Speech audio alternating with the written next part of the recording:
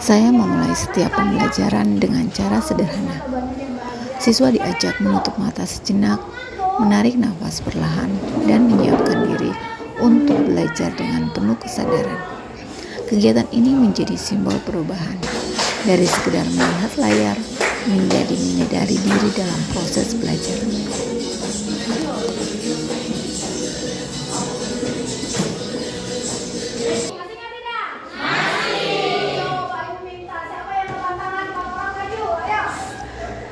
Di tengah derasnya arus informasi digital, peran guru tidak lagi sekedar menyampaikan materi, tetapi menuntun makna. Teknologi telah mengubah cara belajar siswa, namun tidak selalu sejalan dengan tumbuhnya empati, kesadaran diri, dan refleksi dalam proses belajar.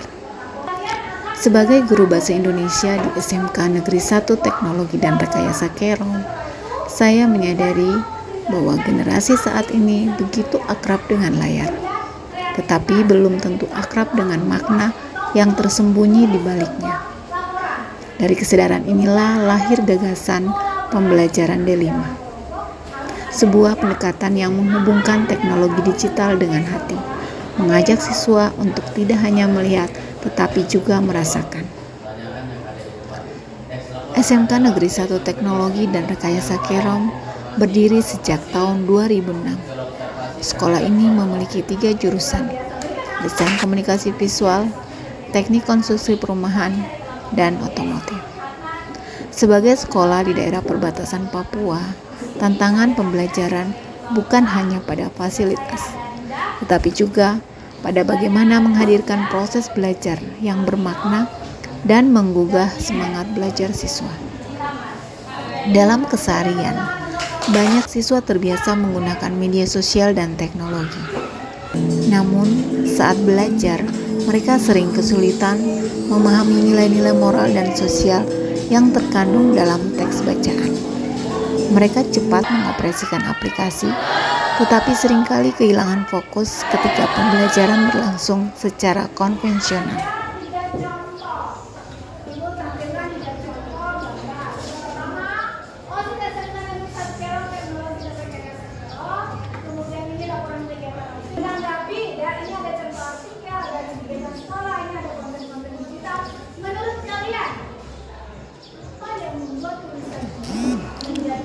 Tantangan terbesar dalam menerapkan pembelajaran D5 adalah bagaimana mengubah teknologi dari alat hiburan menjadi alat refleksi dan kolaborasi.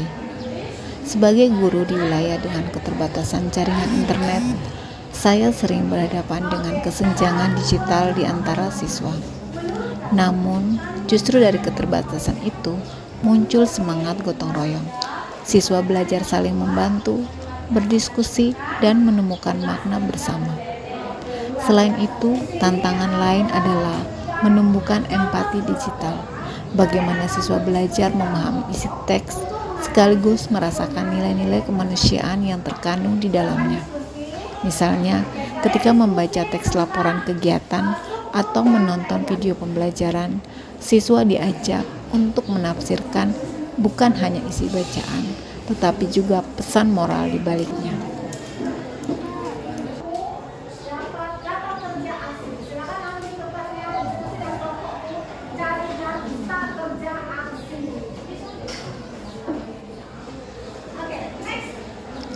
Untuk menjawab tantangan zaman, saya menerapkan model problem-based learning dengan pendekatan D5 yang terintegrasi teknologi. Tahap pertama, orientasi pada masalah. Siswa menyimak contoh teks laporan, berdiskusi, dan mengidentifikasi struktur serta kaidah teks. Kegiatan ini diselingi kuis interaktif menggunakan word wall agar pembelajaran lebih hidup dan kontekstual. Tahap kedua, kolaborasi dan kreasi digital. Siswa bekerja dalam kelompok, menulis teks laporan berdasarkan dokumentasi kegiatan sekolah, kemudian mengubahnya menjadi poster atau infografis digital di Canva. Mereka belajar mengekspresikan gagasan dengan estetika visual yang kuat. Untuk menentukan giliran presentasi, kami menggunakan spinner name sehingga setiap anggota memiliki peran aktif.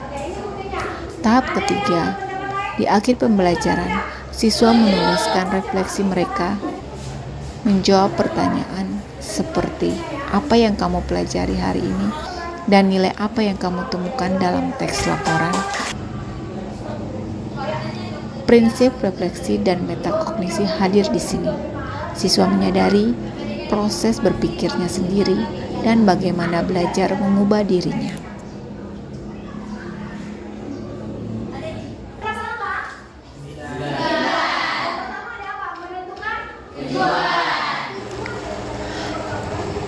Melalui penerapan D5, saya belajar bahwa teknologi hanya alat, hatilah yang memberi makna. Integrasi platform digital tidak menghilangkan sentuhan manusia, justru memperkuatnya. Kelas menjadi ruang tumbuh bagi empati, komunikasi, dan kolaborasi. Saya menyadari bahwa tugas guru bukan hanya mengajar, tetapi menuntun siswa agar mampu berpikir kritis, berempati, dan bertanggung jawab terhadap pembelajarannya sendiri. Refleksi saya sederhana. Teknologi bukan pengganti empati, tetapi jembatan untuk menumbuhkannya. Siswa bukan hanya pengguna media, tetapi pencipta makna yang sadar dan reflektif. Guru bukan lagi pusat pengetahuan, melainkan fasilitator kesadaran dan penuntun nilai.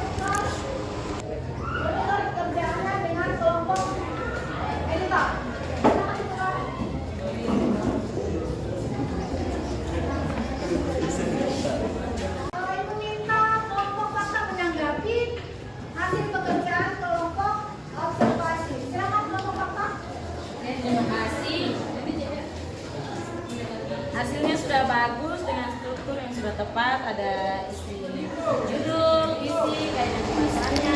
Dampak nyata dari pembelajaran D5 sangat terasa. Siswa menjadi lebih aktif, berani berpendapat, dan mampu mengaitkan isi teks dengan pengalaman pribadi serta nilai sosial di sekitarnya. Kreativitas mereka terlihat dalam karya digital yang menunjukkan pemahaman mendalam tentang nilai kemanusiaan. Bagi saya pribadi, pengalaman ini menegaskan bahwa pembelajaran mendalam bukan sekedar strategi, tetapi perjalanan spiritual seorang guru untuk terus belajar, berefleksi, dan tumbuh bersama siswanya.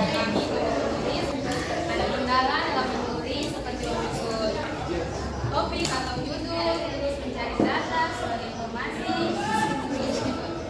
teks laporan.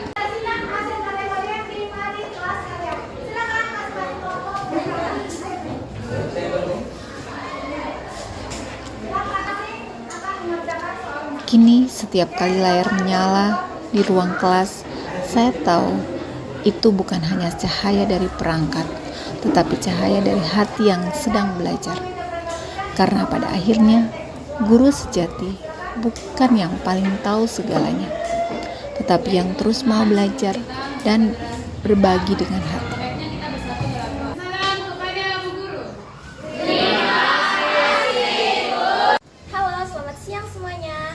Saya Putri Ramadhani dari 10 DKVA ingin menyampaikan pesan dan kesan setelah mengikuti pembelajaran Bahasa Indonesia.